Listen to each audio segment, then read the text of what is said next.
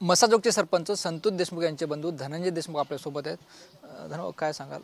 संतोष देशमुख यांच्या हत्येला आज जवळपास 70 दिवस पूर्ण झालेत.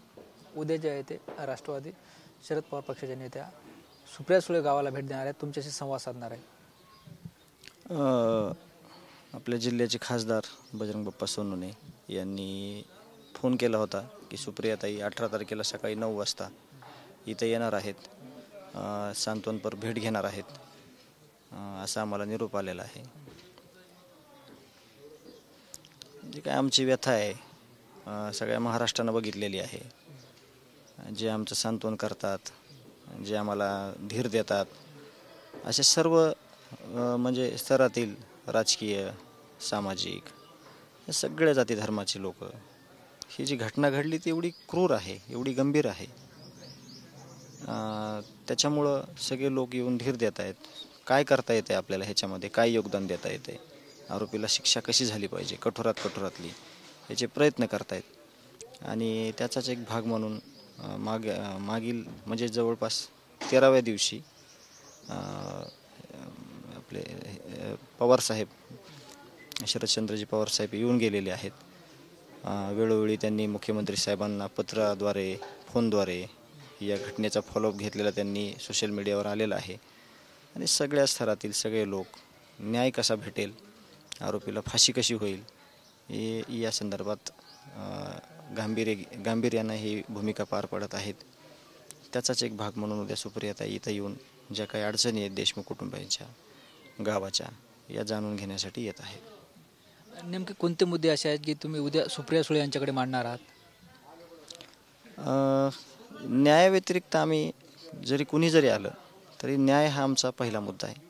पण न्याय मिळवताना जे काही लोक काही याच्यामध्ये जी आत्ता घटना घडली, तशा काही घटना जर घडल्या, किंवा जो फरार आरोपी आहे कृष्णा आंधळे, तो का फरार आहे, मागच्या 2 वर्षापासून फरार असताना पोलीस प्रशासनाच्या गाडीत फिरला, सोबत फिरला, ऑफिसमध्ये बसला, चहा नाश्ता केलं, आणि खरं तर त्यांच्या नाकावर टिचून तो राहत होता इथं, हे त्यांना पण माहीत होतं. तर खरे जबाबदार हे केस पोलीस यंत्रणा आहे की ज्याला अभय देत राहिले वेळोवेळी, आणि त्याला अभय दिल्यामुळं त्यांनी अशा गंभीर प्रकारचे गुन्हे हा करत राहिला.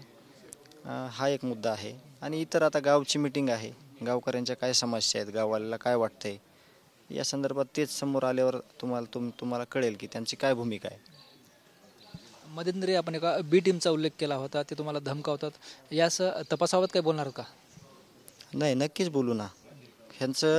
ह्यांना जरी ह्या गुन्ह्यात घेता येत नसलं तरी ह्यांनी काही जणांनी फोनपे केलेले आहेत, काही जणांनी आरोपीला सोडलेलं आहे, काही जणांनी आरोपी झेल प्रशासनाच्या तिथं येऊन बिस्लरीचे पाणी दिलेलं आहे, पांघरायला रगा दिलेल्या आहेत, CID ऑफिसमध्ये काहीतरी पिशवी घेऊन आलेला आहे.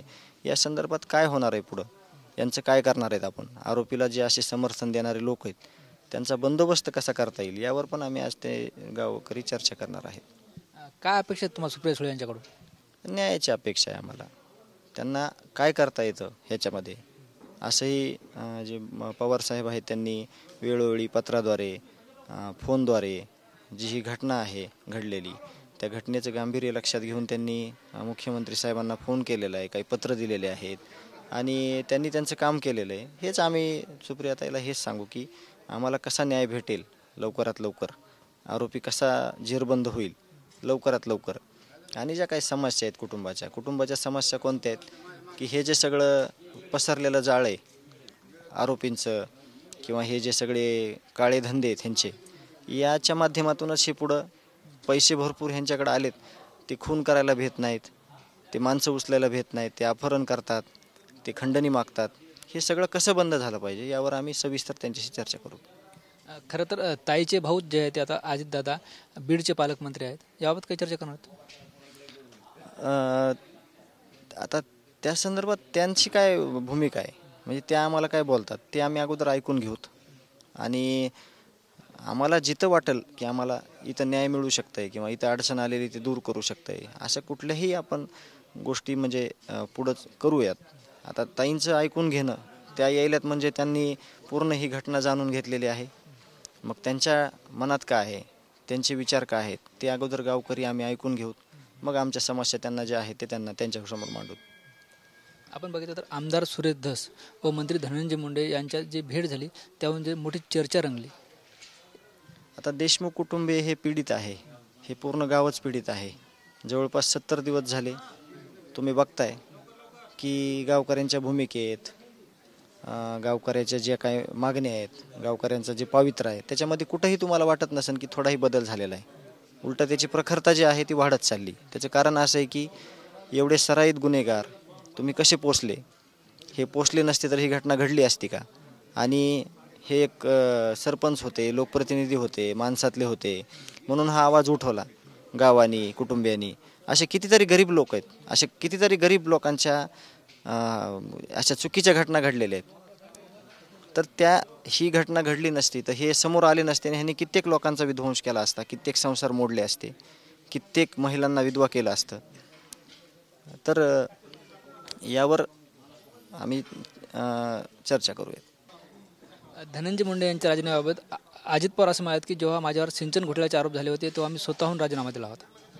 नाही, ते त्यांच्या भूमिकेला, त्यांच्या बोलण्याला आपला मुद्दा सोडून आपण कधी त्याच्यावर चर्चाच करत नाहीत. आपल्याला न्याय पाहिजे. कसा पाहिजे? उपमुख्यमंत्री आहेत, मुख्यमंत्री आहेत, त्यांनी दिलेले शब्द आहेत आपल्या न्यायाचे, त्याच्यावर आपण जास्त डोकं लावतो. ह्या गोष्टीवर आपण डोकं लावायची गरज नाही. ज्याचा त्याचा काय प्रश्न आहे तो त्याने बघून घ्यायचा. आपण गरीब आहोत, आपण न्याय मागत आहोत, आपण एवढंच बोलणार.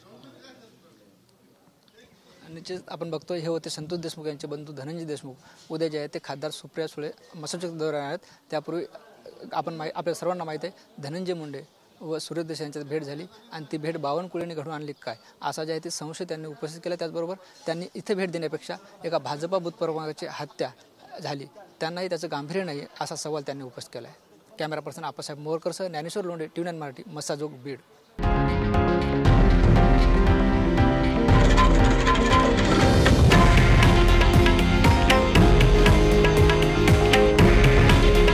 हे आहे देशातील नंबर 1 न्यूज नेटवर्क आणि आपण पाहत आहात TV9 मराठी. काळजी तुमची, हित महाराष्ट्राचं.